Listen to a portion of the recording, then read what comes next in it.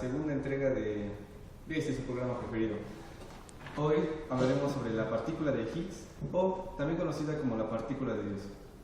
Bien, ahora vamos con Javier a la introducción del tema. Hola, ¿qué tal? Bienvenidos a la segunda emisión de Poliburros. El tema del día de hoy es partícula, en especial la partícula subatómica o la partícula de Higgs. La partícula de Higgs está descrita como la partícula de Dios o la partícula elemental. Supuestamente o se dice, y está comprobado ya científicamente, que es la partícula que le da masa a todo lo que tenemos hoy en día en el universo. Todo lo que se crea también se puede destruir, pero la materia no se crea ni se destruye, simplemente se transforma. Esta partícula subatómica fue descrita en 1964 por el físico inglés Peter Higgs y Francois Englert, en el cual describían una partícula que le daba origen a todo el universo. Se cree que después de la teoría del Big Bang, muchas partículas subatómicas colisionaron a velocidades impresionantes, creando y dando origen a otro tipo de productos, en el cual se describe esta partícula como clara sobre lo que es la partícula de Higgs. Estas partículas colisionaron a velocidades, como ya había descrito, a velocidades impresionantes, más allá de la velocidad de la luz, creando estos nuevos productos, en el cual también se menciona el campo de Higgs, en el cual es el medio donde estas partículas van a interactuar. Recordemos que esta partícula ha sido investigada por el Centro de Investigación Nuclear Europea, lo que es el CERN, ahorita actualmente procesando dicha información.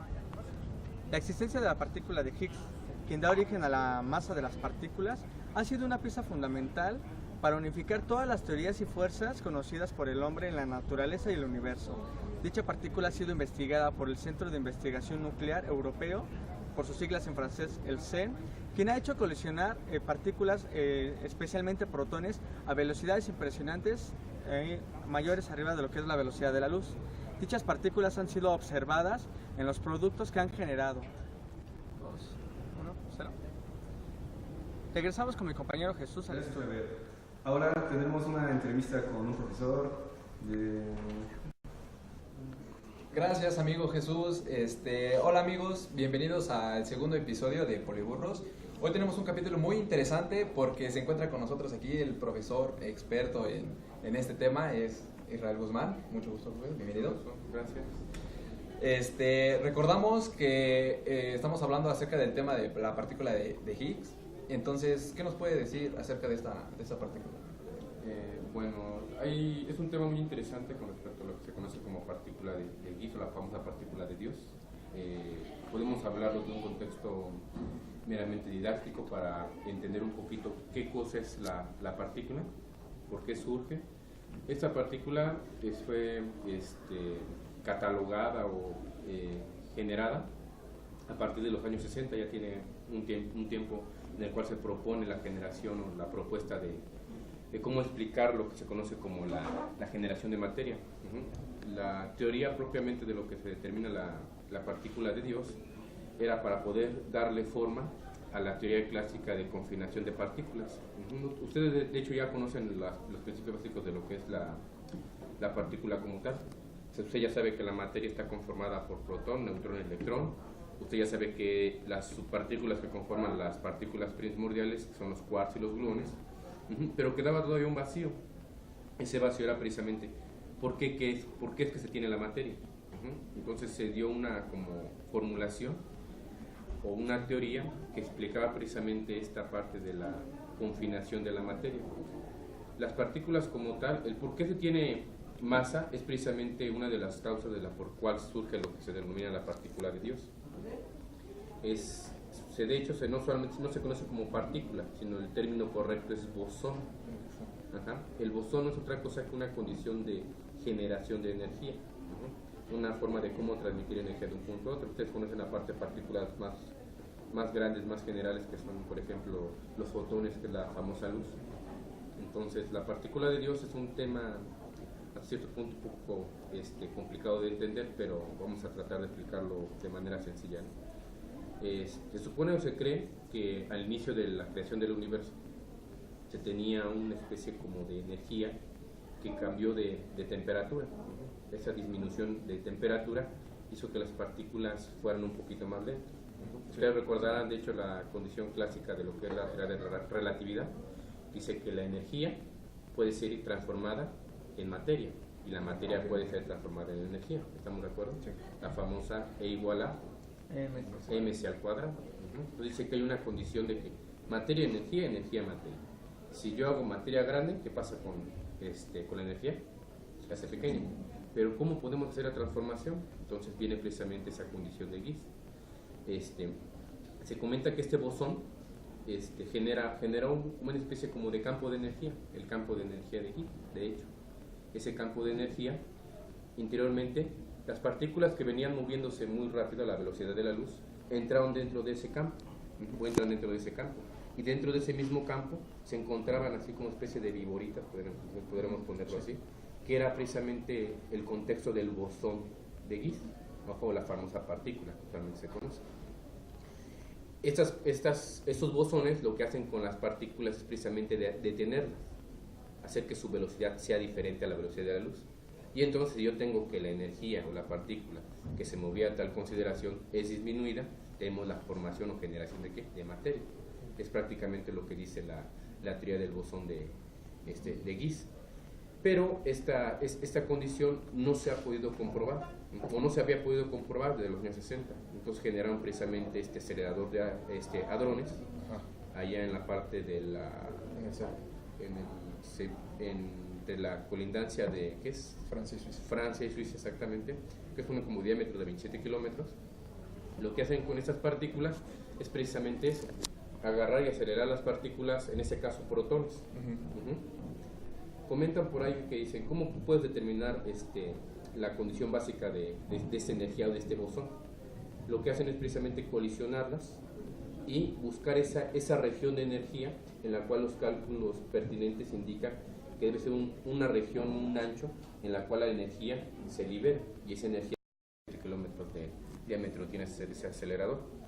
Pues buscan, de hecho hay dos aceleradores en conjunto, uno mayor y uno más pequeño. Ajá. No recuerdo exactamente cuáles son los nombres. Atlas y CMI. Tienen precisamente, los bautizaron como tienen que haberlos bautizado. Y esos precisamente buscan lo que es que las partículas se aceleran a la velocidad de la luz. ¿Por qué razón? Porque buscan esa condición básica, ¿no? De que si toda la materia puede transformarse en energía, la energía puede transformarse en materia. Una condición inversa de lo que platicaba Einstein en su momento. Entonces, al colisionar partículas, lo que buscan en sí es que se libere energía, que esa materia se transforme en energía. Son energías muy altas, pero ellos no están buscando todos los rangos o niveles energéticos que genera esa colisión, sino están buscando un valor, un rango en específico. Así como el espectro electromagnético que tiene diferentes rangos, igual la partícula está en un rango determinado, un espacio.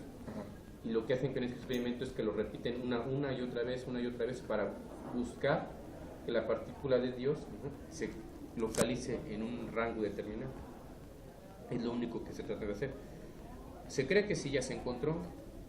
Muchos comentan que no es el valor indicado, porque la simple y sencilla razón, como es un experimento, se tiene que buscar una condición estadística, de que sea un experimento que se repita una y otra vez, y de los 1000 o 2000 eventos que se puedan generar en esa colisión, no todos los elementos tienen el mismo resultado, tienen la misma energía. Entonces lo que se busca es que esa condición energética se acerque al valor real, al valor que se estima o que se pretende tener.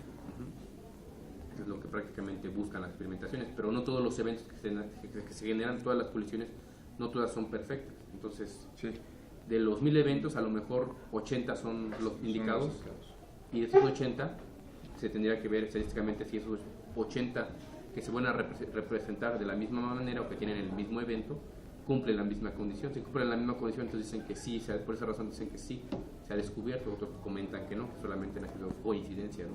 Entonces están a espera de un determinado número de eventos y comentan que para el siguiente año ese número de eventos o experimentos que hagan va a ser, digamos, como va a reafirmar esto que se comenta de la partícula de Dios, que efectivamente sí existe. Pero esa partícula, al final de cuentas, no es otra cosa que la energía. Buscan el rango, la energía a la cual se está liberando ahí la colisión entre dos partículas. Ok, profe. Y ya Entendiendo más o menos todo este asunto de la partícula de Higgs, ¿cómo podemos relacionar esto ya con, no sé, algo lo grande? Por ejemplo, o sea, esto con el universo, ¿sí me explico? Sí, pues de hecho eso precisamente fue una de las cuestiones o interrogantes que se generaron precisamente, el por qué se generó la materia. Ujú. El por qué se genera la materia es precisamente una de las grandes interrogantes. ¿Por qué durante la explosión o la teoría esa del Big Bang, por qué razón se generó, por qué ganó la materia, por qué no se generó la conocida antimateria? Y precisamente como había un puente, una laguna, algo que no podría explicarse, surgió esta teoría de que debe haber algo, una partícula, una energía, recordando ese concepto de que energía es materia y materia es energía, de que unifique, de que junte la masa. La única forma de que las partículas no estén volatilizadas o que se muevan a la velocidad de la luz es mediante restringir precisamente su movimiento. Y una de las ideas que se propusieron en ese tiempo fue precisamente eso, ¿no? Que existía algo que hacía que las partículas no se movieran. Y si las partículas detienen su velocidad, entonces tenemos como consecuencia la obtención de masa. Ajá. Eso es lo que comentaba Entonces precisamente salió esa condición, esa teoría. Entonces una de las cosas por la cual se cree que se tiene materia es precisamente porque la energía o la partícula de Dios es la que ayuda a confinar o tener la formación de lo que es materia como tal. ¿Sí? Y de hecho pues el hombre siempre ha tenido esa inquietud, ¿no? De saber dónde estamos, quiénes somos, a dónde vamos, el por qué estamos aquí. Claro. Entonces una de esas cuestiones o características que se presentan es tratar de explicar el origen del universo, ¿no? Entonces el hacer experimento te puede dar ideas de cómo se genera el universo, cómo se va expandiendo, y conocer. Tú conoces el origen de las cosas, puedes conocer la trayectoria futura que puede tener. Sí. Entonces estos a grandes rasgos básicamente es lo que contempla lo que es la partícula.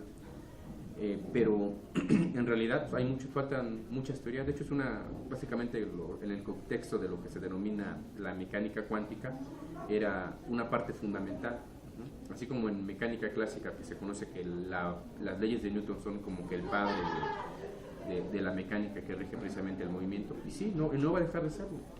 O sea, a pesar de que ya se ha encontrado que la partícula o la energía que pertenece a la partícula de Dios, no quiere decir que ahora las leyes de Newton van a cambiar. Lo único que va a suceder es que se van a lo mejor refinar un poco más, ¿no? Sí. Pero Sí. si usted diseña un instrumento, diseña un vehículo, ve el concepto de caída libre, tiro para abajo, siguen cumpliéndose las mismas condiciones, las mismas leyes, se sigue haciendo bajo las mismas leyes. Entonces esto nada más nos va a dar una idea de entender el por qué se generó, el por qué se tiene materia, el concepto básico de lo que es la mecánica cuántica. Y nos va a ayudar para entender al final, no sé, otras teorías, ¿no? Sí, claro.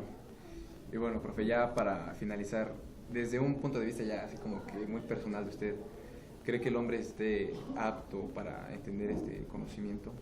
Pues sí, de hecho sí, considero que sí la humanidad sí está apta. De hecho la partícula ha estado ahí por cientos, miles de años, a la teoría esperando que alguien llegue a descubrirla. El hombre va a llegar a descubrirla en su momento cuando le toque descubrirla. Ahorita la tecnología que se tiene ha precisamente ayudado a que el hombre vaya interaccionando más, ¿no?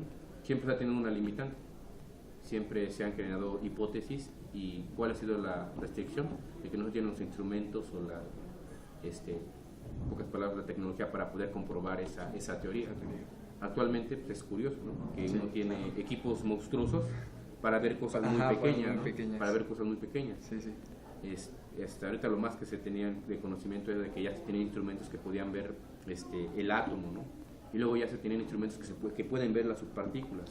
Ahora quieren ver qué hay adentro de las subpartículas que conforman un átomo, ¿no? Sí. Entonces, como siempre les había comentado, ¿no? O sea, las teorías van modificándose, y así como las teorías se van modificando, o los descubrimientos que se van realizando, nosotros tenemos que adaptarnos a esos descubrimientos que se van haciendo, Sí, claro. y no quedarse con la vieja teoría de decir la definición del átomo como tal, particular, que no es indivisible, ¿no? Sí. Entonces eso está incorrecto.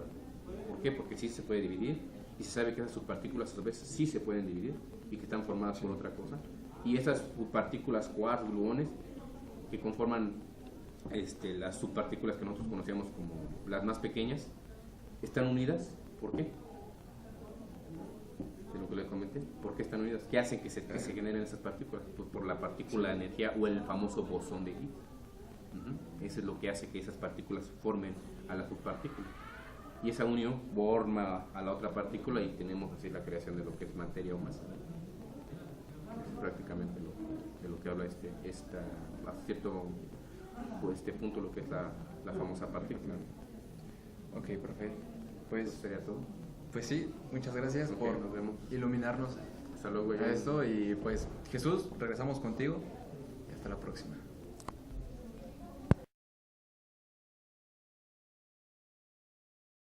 Gracias, Iván. Ahora les mostraremos un video donde se explicará más a detalle acerca de este tema. So, zooming in this region.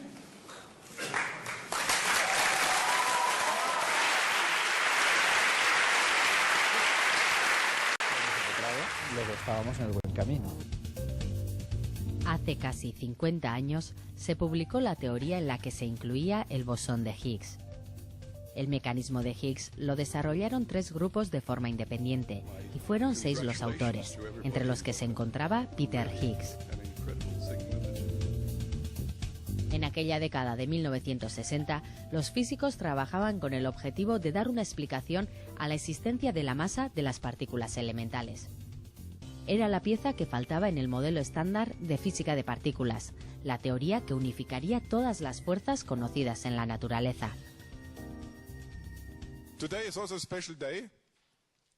El 4 de julio de 2012, el anuncio del descubrimiento del bosón de Higgs y su inmenso eco hizo que todo el mundo mirara extrañado el acontecimiento. El CERN es el laboratorio de física de partículas más grande del mundo. Su buque insignia es el acelerador de partículas LHC, el gran colisionador de hadrones o protones, un anillo de 27 kilómetros de diámetro situado bajo tierra en la frontera entre Suiza y Francia. Es sin duda la mayor máquina construida nunca. Y su objetivo es lanzar en dirección contraria haces de protones casi a la velocidad de la luz y detectar los productos de las colisiones. El bosón de Higgs se ha detectado en 2 de los detectores, en el Atlas y en el CMS. ¿Cómo se realiza ese experimento? Parece paradójico que para investigar las partículas más pequeñas haya que construir la máquina más grande del mundo. Y que haya que invertir décadas e incluso siglos de esfuerzo para intentar comprender lo ocurrido durante las primeras millonésimas de segundo del universo. Fue en ese instante cuando surgió la masa, en ese caldo superenergético. Al bajar un poco el nivel de energía de forma parecida a la que el agua se congela, surgió un campo especial. Los físicos lo llaman campo de Higgs.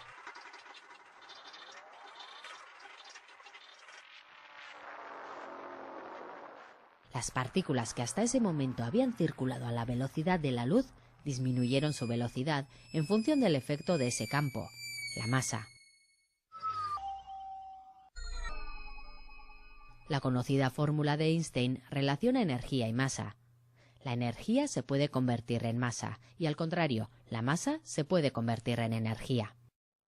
Los físicos que apoyaban esa hipótesis concluyeron que el campo de Higgs estaba formado por unas partículas llamadas bosones de Higgs. Para comprobar la existencia del Higgs, diseñaron un experimento. La colisión de 2 protones casi a la velocidad de la luz.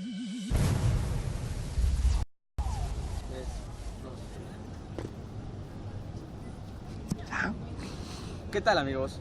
En conclusión, en 1954 se creó el CERN, el Centro de Investigación de Energía Nuclear Europea. En 1964, Peter Higgs propone lo que es la teoría del bosón de Higgs o partícula de Dios. En 1981, Peter Higgs gana numerosos premios internacionales.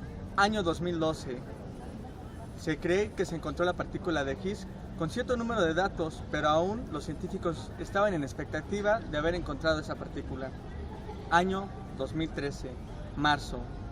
Con el doble de datos estadísticos del año 2000, 1912 se cree haber encontrado esa partícula. Octubre del 2013 es galardonado Peter Higgs con el Premio Nobel de Física por sus contribuciones en la partícula de Higgs, quien explicó la teoría del universo y cómo se creó lo que es la materia. Amigos, esto fue para Poliburros desde la unidad profesional Adolfo López Mateos, Javier Fontes. Hasta la próxima. Y recuerden que las personas no están gordas, solo están en constante interacción con el campo de Higgs. Bien, eso es todo.